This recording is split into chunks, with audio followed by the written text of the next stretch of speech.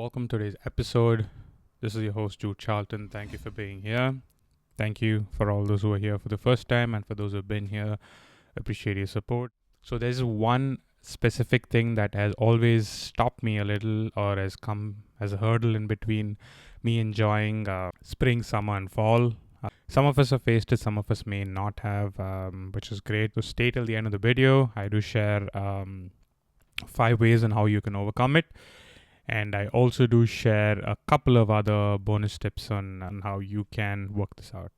Now, diving right into the episode. Today, I am talking about headaches and summer headaches. Summer headaches specifically because usually when there's heat and humidity during the time of spring, not so much, but summer and close to fall, there definitely are headaches, especially when you go out and you want to do things. When there's a lot of sunlight, you do get summer headaches. Summer headaches are experienced by a lot of people. For those who are more outdoorsy, people who want to do things, you may have experienced it or you probably may have overcome it. For some of them who do not want to do things, could also be because of summer headaches. If there's a lot of sunlight, it's pretty hot, you have rashy skin, and a lot of other reasons. I'm not going to be diving into all the other issues caused by sunlight and how you can overcome it, but there's one thing I think really puts me off, because the other things I can overcome probably by applying cream and a few other things, but when it comes to headache, I think it really messes me up personally, because it's like I cannot do anything when I have a headache. It's not that I cannot endure pain, but it's a different sort of a pain. It's a very annoying thing that I wish never happened to anyone. So summer headaches specifically occur due to a lot of sunlight exposure, because of humidity, because of change in pressure. When you go out and you expose yourself to a lot of sun, whether you're playing, you're going out camping, you're barbecuing, sunlight exposure is a lot on you, and which is why you could experience summer headaches. It's even worse for colder countries when it's been cold for so long and now there's finally spring and summer and you want to go out and have fun, but then there is this scorching sun that comes on you and then you get headaches. Sometimes the sun's not that scorching, but you still do get headaches when you go out, and now just the thought of going out kind of messes you up, because summer headaches are something, and you do not want to experience summer headaches. So there's heat-infused headaches and migraines. On an average, there's a study or research which says there's close to about 16 to 18% of women in the USA who experience heat-induced headaches and migraines. But when in terms of men, there's 6 to 8%. So from 16 to 18 for women and 6 to 8% with men. This generally occurs during the time of summer. When there's headache, there's a lot of other issues that come with it. At times when there's a headache, you feel dizzy, you feel a little pukish, you're not your best, you cannot go out, you're just not in the zone anymore. It really disturbs you. So before I proceed with the episode, I'd like to say that I am no medical professional. So these are just things that worked for me the past year, and I want to share that this year. But if you really are someone who's going through summer headaches and you need professional advice, you definitely have to reach out to a medical professional. And I'm sure you guys know that by now. But I would like to put it out as a disclaimer that I'm no medical professional, and I'm only sharing things that worked for me. Headaches due to summer is not because of the presence of sunlight and the exposure to sunlight, because that's something that's really required and we need it, especially after a long winter period. I think we do need sunlight. The real issue comes in our body trying to respond to these problems. So how our body responds to sunlight, how our body responds to sunlight exposure. There are a few reasons why we experience headaches. There's the sun glare, there's humidity, there's also the biggest factor, which is dehydration. These are the reasons why we experience the issues of sunlight and headaches, and it's just not, you just don't know how you can tackle it, because you want to go out and you want to have fun, but now experience with sunlight. So for those who are experiencing summer headaches, dizziness, and even severe symptoms such as fever, I definitely recommend you visiting a medical professional. But for those who do get summer headaches like me, which is not so severe, it generally goes away anywhere from 1 to 3 hours. It stays around for a little bit longer depending on which day I get it, but typically 1 to 3 hours. The worst thing that I don't want to do, but I've been guilty of doing, is to pop a pill. Probably Advil if you're from Canada. It could be aspirin or different other pills if in the US. It could be different other tablets if you're from whichever part of the country. Just having to pop these pills because you have a headache seems to be the best solution, because you don't want to worry about how, where, what, why it caused it. You're going through it. You need immediate relief, and I completely get it. You want to reach out to the fastest, closest source, but in the long term, it does have adverse effects. Just having to pop in pills for headaches is not the best solution. It is not even the solution. So we'd like to, if we could just know why it happens, and if we can control these factors and work on it, we would not have to pop these pills. So today I'm here to share those reasons on why you get these headaches, how you can stop it, and how you can overcome these causes. So I'd like to make a very clear point that heat-induced headache and heat-induced migraine are two very different things. They are not the same. Heat-induced headaches, symptoms and causes are different. Heat-induced migraine symptoms and causes are different. If you're someone who do have migraine and you do get triggered when there's heat-induced migraine, you do not want to skip on your medication. So that is something to keep in mind. I'd like to make that point and distinction very clear before we go into the ways and how you can overcome it.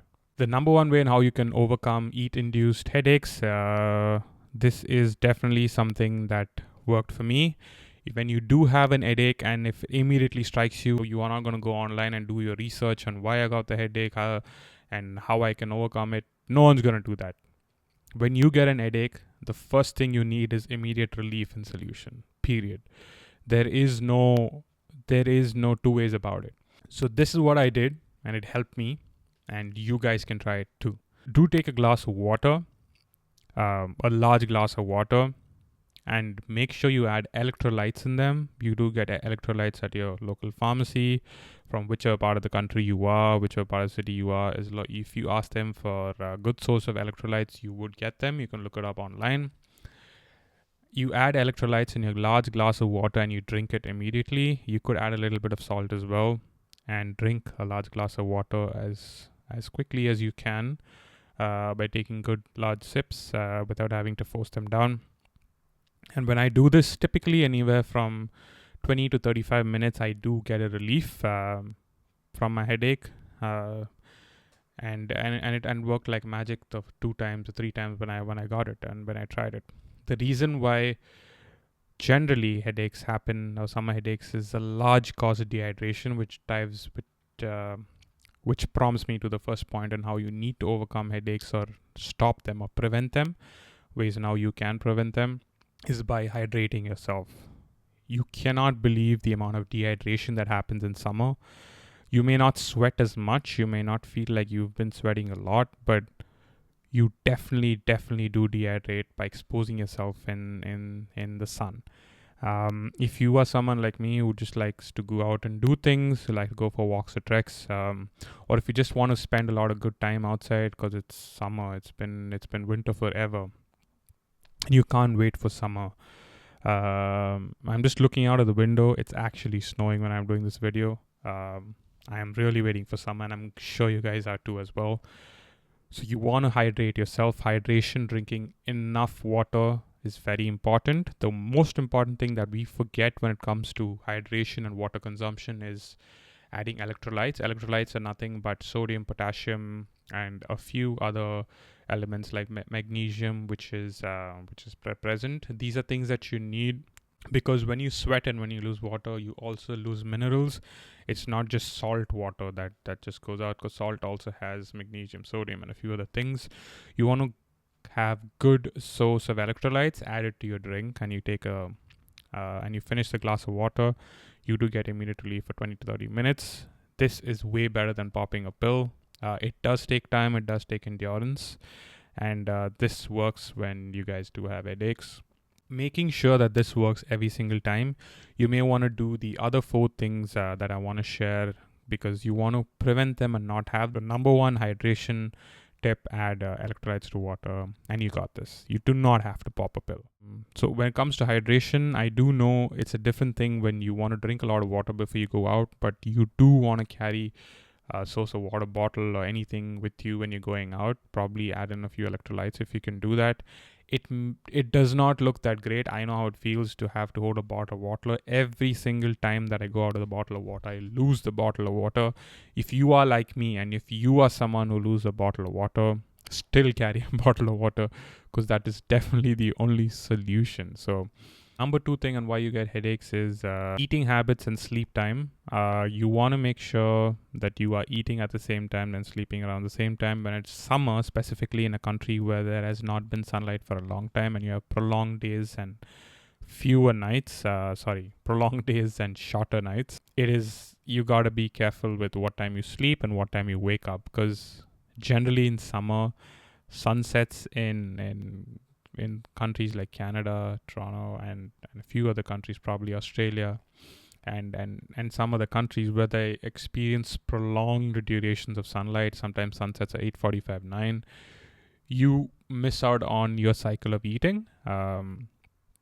You either eat late, you sleep late, and then you wake up, and then it's bright again. So the cycle falls off because we generally have a lot of events when it comes to summer. You have barbecues, you have parties, you have cookouts. You just do different things when it comes to summer, and then you're busy planning, busy doing things, so you do miss out your cycle of eating and sleep. You want to make sure that you are following the circadian rhythm that you followed previously. The time you woke up, the time you slept, you want to maintain the same, and at the same time you want to keep your same eating habits. I have never been able to do it. It's I always fall off at some point in time, either the eating or the sleeping. I definitely fall off. The discipline of just having to sleep at that time, no matter what, is almost impossible.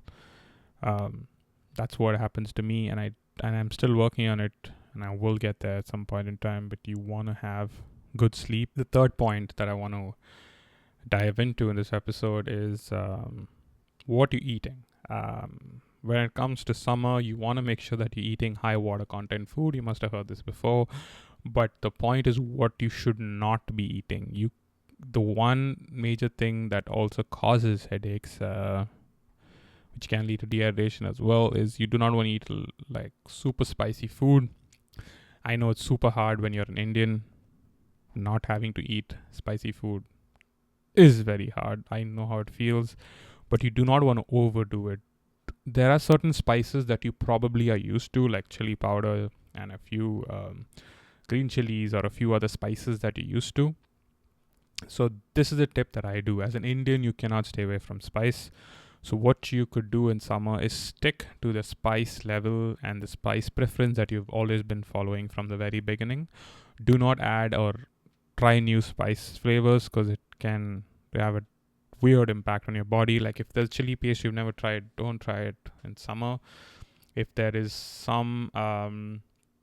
if there's any new Thai spice you haven't tried, don't try it in summer. It's generally recommended that you don't, because as it is, you could be dehydrated, you could be exhausted with a lot of other things that you're doing in summer, and you do not want to have the spicy food that goes in your body. Spicy food has different reactions to different people. For some, spicy food, no big deal, no brainer, you can just take it on and no problem. But for some, spicy food is actually the cause. So if you are someone who's hydrating, doing everything, and there's something you feel is missing, it could be the spicy part of it, the spicy food. So stay away from spicy food just a bit of summer. And not the whole of summer, obviously, because you do know there are some months you're more active, some months you're less active. For the months you're going out and you're actually having fun and you're doing your stuff, you want to have the best time. So only those months you want to keep away from a little bit of spice, and you can add back spice when you can. I know it looks a little too crazy that you have to change your eating pattern just for a season, but everyone everywhere actually do it. For me, that was pretty new. People eat based on seasons. People eat based on weather. I know it sounds crazy, but trust me, you want to feel better than just eating the same thing that you used to. So don't worry, we all have time to eat what we want to eat. Just during summer, stay away from the spicy food, and you'll do just good. or just stick to the same spices. Don't eat Thai chili paste in summer, it's gonna kill you.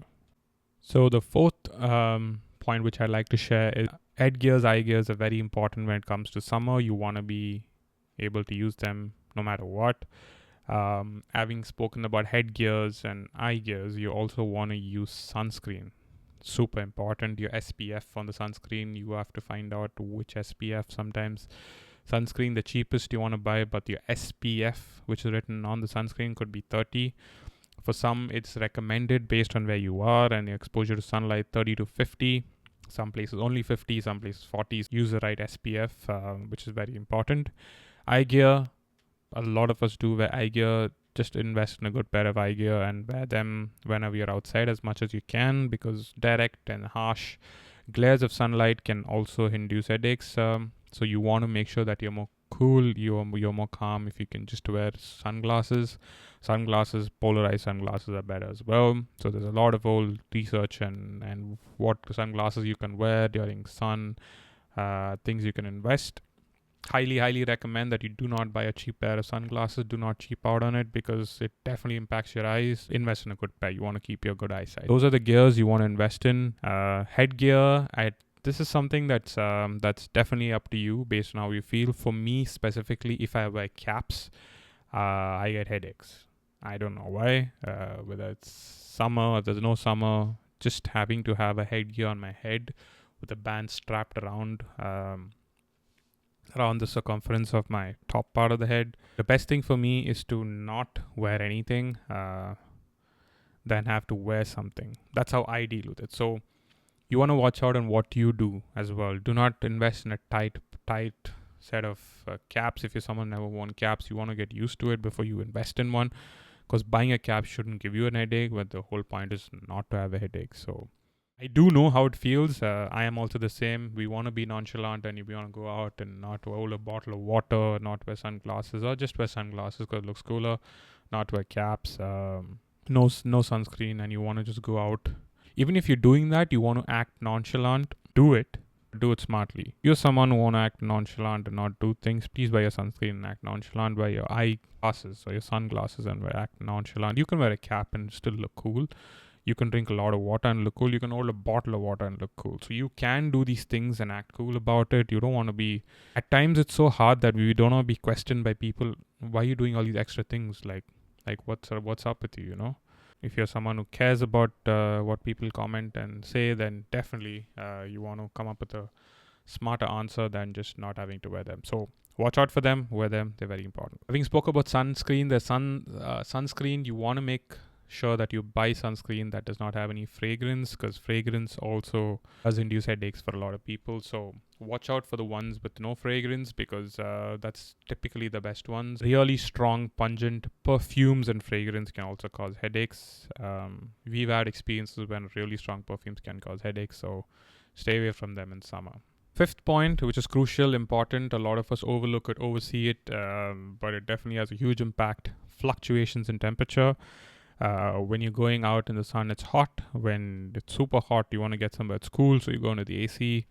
And the AC somewhere is around 20 degrees centigrade, and then you jump in the car, it's 18 degrees centigrade, and you jump out, it's hot, you go buy a bottle of water, it's again back to being out in the sun. Then you come back in the car, it's cool, there's AC, and then you go to the mall, it's cool, and then you come back at home, it's normal room temperature, and then you wonder why you have a headache. So when there's so many fluctuations of temperature, there's definitely something you got to be aware of. It's hard for us to control it. It just happens, and there's not much control. But one thing you can control is wherever you have access to temperature, you want to make sure that you are not super cold when it's summer. Specifically, if you go out and come in, if it's too hot and you come in, you do not want to keep it at 18 degrees centigrade or 17. Probably keep it 23 to 25 degrees centigrade, just to make sure you're okay or warm, and then go into 18, 19 once your body is comfortable. Drastic changes in temperature definitely induces headache. That's one of the causes for me, because I think when I drive, I definitely do have an headache, and it's specifically because of this temperature change that happens. I am someone who definitely likes things like super cold. If there's a temperature thermometer and it's summer, it's hot outside, so I want to keep it 15. I would probably just keep it 10 or -0 if I can, or -1 or -2 if I can. So I know the drastic change we need immediately to cool things down, but that can cause headaches. At maybe once, twice, no, but if you did that like 3-4 times in a day, yeah, you're on your way there. So watch out for it. These are the 5 ways on how I overcame it the previous year. I was just cognizant of these things. I acknowledged where I did what. It helped me. I have not done all 5 things. I've done a few, but not the other. For example, temperature, I've always failed. When it comes to eating and sleeping, I've failed. The only thing I've been consistent with is drinking a lot of water, and of course adding electrolytes to the water. And at the same time, probably wearing eyeglasses or sunglasses. I think these are things that have been consistent, but the rest have not been. But you want to make sure that you are consistent for these things. Now that I share the 5 ways now I can overcome it, I want to share 2 things. And now you want to make sure that you are working on your health while the summer goes on. You want to make sure you go for more massages and acupunctures if you have access to it. Or if you're someone who does not have access to acupuncture or massages, you probably want to go out for a swim. You want to do things that definitely has a positive impact on your body. Sometimes cold showers help, cold plunges help, but I don't want to dive deep into it because that's a different topic altogether. But you want to do things that naturally has a positive impact on your body, probably meditation, which I always keep talking about, the breathing, massages, swimming out in the river, a few other things. You want to get the natural source of therapy for yourself, stay more calm, and you think you guys would do great. My biggest pet peeve is not to pop a pill, and I think that's one of the main reasons why I made this video. It just irks me that I have to do it. I hate popping pills when it comes to headaches. Supplementation is different. When I supplement, I remember popping pills. That's why I never supplemented for a long time. But supplementation is different from popping pills for a cure. So you want to make sure that you do not pop pills, and you want to do these simple few things that you can. I hope all of us, including me, have a no pill summer. At the same time with 0 headaches and hydration. So yes, if you guys found this helpful, please do follow them at the very first, because you want to be prepared now. It's summer close to March. Summer's around the corner. It's spring and summer around the corner. You want to get used to drinking a lot of water right now. You want to go out in the sun a little more of daylight than, because it's getting a little warmer now. So you want to be able to do those things and get yourself paced up for summer. Wishing you guys the best for summer and spring. Thank you for being here. For all those who have subscribed, thank you. For all those who have not and who like the video and the channel, consider subscribing. For all those on the audio platform, thank you. I've addressed you guys the least when it comes to Spotify, and I also address every episode as a video because Spotify now has a video podcast as well. Thank you if you're listening to this on Spotify. I hope my audio is doing okay. But for all those who are here who have not subscribed and just watch videos, thank you. Looking forward to a lot of activities, and I hope you guys as well. Thank you. Take care, and God bless. See you in the next one soon.